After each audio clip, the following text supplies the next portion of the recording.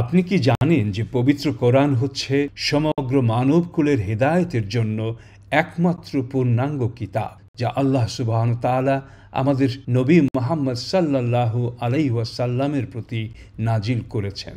এই পবিত্র কোরআন শুধুমাত্র তেলাওয়াতের জন্য নয়, বরং আল্লাহ ভীরু মুমিনদের জন্য এই কোরআনের ভাবার্থ বুঝে পড়া খুবই জরুরি, যার ফলে এই দুনিয়া এবং আখিরাতে শান্তি ও জান্নাতের সৌভাগ্য হতে পারে। শুরু করার আগে একটি বিশেষ অনুরোধ।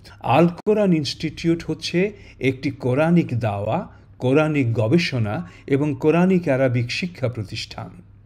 আমরা চাই আপনার মতো আরও অনেক দ্বীনি ভাই বোনদের কাছে কোরআনের দাওয়াত পৌঁছাতে। আপনার সহযোগিতা আমাদের অনেক উপকারে আসবে। আমাদের এই ভিডিওটি যদি ভালো লেগে থাকে তাহলে আমাদের এই চ্যানেলটি দয়া করে সাবস্ক্রাইব করুন, ভিডিও লাইক করুন এবং শেয়ার করুন বন্ধু বান্ধবের সাথে।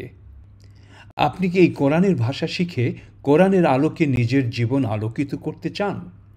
তাহলে আসুন আপনার যাত্রা এখানেই শুরু হোক ইনশাআল্লাহ। বিসমিল্লাহির রহমানির রহিম। আলহামদুলিল্লাহ, মডিউল 1-এর লেসন 17-তে আপনাদের সকলকে স্বাগতম জানাচ্ছি। আসসালামু আলাইকুম ওয়া রাহমাতুল্লাহি ওয়া বারাকাতুহু। আজকে আমাদের আলোচনার বিষয়বস্তু হচ্ছে মুক্ত সর্বনাম অর্থাৎ ডিটাচড প্রোনাউন, আদ-দামাইরুল মুনফাসিলা। এখানে কিছু মুখস্থের কাজ রয়েছে এবং ভালো করে বোঝা খুব জরুরি, কারণ এই চারটি কোরআনিক আরবি ভাষার প্রথম ভিত্তিগুলোর মধ্যে একটি। এটা যদি দুর্বল বা নড়বড়ে থাকে আপনি এগোতে পারবেন না। এটা মুখস্থ করতে হবে এবং বুঝতে হবে। আসুন আমরা দেখি কিভাবে মুখস্থ করতে হবে এবং এতে কি রয়েছে। দ্বিতীয় কলমে আপনারা দেখছেন পুরুষ উল্লেখ করা হয়েছে, নাম পুরুষ, মধ্যম পুরুষ বা উত্তম পুরুষ, এবং এতে একবচন, দ্বিবচন, বহু বচনের রূপ রয়েছে। তাছাড়া রয়েছে পুংলিঙ্গ ও স্ত্রীলিঙ্গ। তার পরের কলামে রয়েছে সাদৃশ্যপূর্ণ সর্বনাম। এখানে 14টি দমির বা মুক্ত সর্বনাম রয়েছে, এগুলোকেও মুখস্থ করতে হবে। সব শেষ কলামে রয়েছে বাম দিকে বচন ও লিঙ্গ সহ এই সর্বনামের অর্থ। হুয়া হচ্ছে একটি নাম পুরুষ, একবচন এবং পুংলিঙ্গ। হুয়া অর্থ হচ্ছে তিনি। হুমা হচ্ছে নাম পুরুষ, দ্বিবচন, পুংলিঙ্গ, এবং হুমা অর্থ হচ্ছে তারা দুজন। হুম নাম পুরুষ, বহুবচন, পুংলিঙ্গ, এবং হুম অর্থ হচ্ছে তারা সকলে। সারি 1, 2, 3 তিনটি হচ্ছে পুংলিঙ্গ এবং নাম পুরুষ, অর্থাৎ যিনি এখানে উপস্থিত নেই। ইংরেজিতে থার্ড পারসন বলা হয়। এবারে আসুন তার পরের সারিতে যাই। 4 নম্বর সারি। হিয়া হচ্ছে নাম পুরুষ, একবচন, স্ত্রীলিঙ্গ। হিয়া অর্থ হচ্ছে তিনি। হুমা হচ্ছে নাম পুরুষ, দ্বিবচন, স্ত্রী, এবং অর্থ হচ্ছে তারা দুজন। হুন্না নাম পুরুষ, বহুবচন, স্ত্রীলিঙ্গ, তার অর্থ হচ্ছে তারা সকলে। সারি 4, 5, 6 হলো নাম পুরুষ এবং স্ত্রীলিঙ্গ।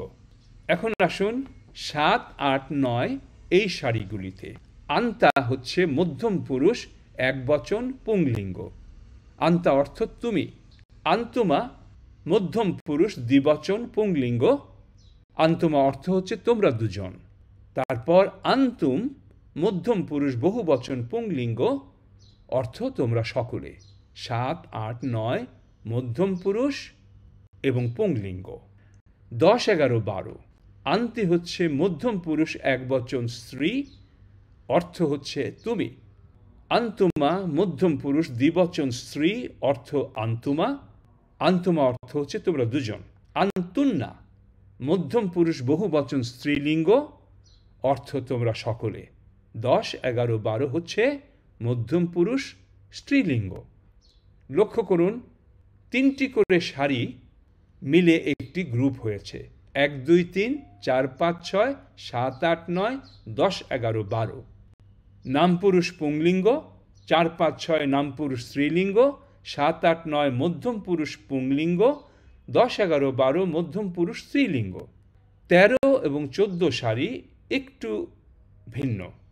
13 নম্বর সারিতে দেখছি আনা, যা তু দ্বারা চিহ্নিত হয়।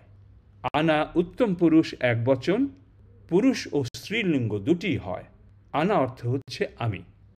14 নম্বর সারিতে নাহনু, যা না দিয়ে চিহ্নিত হয়। নাহনু হচ্ছে উত্তম পুরুষ বহুবচন, পুংলিঙ্গ ও স্ত্রীলিঙ্গ উভয়ই, এবং তার অর্থ হচ্ছে আমরা।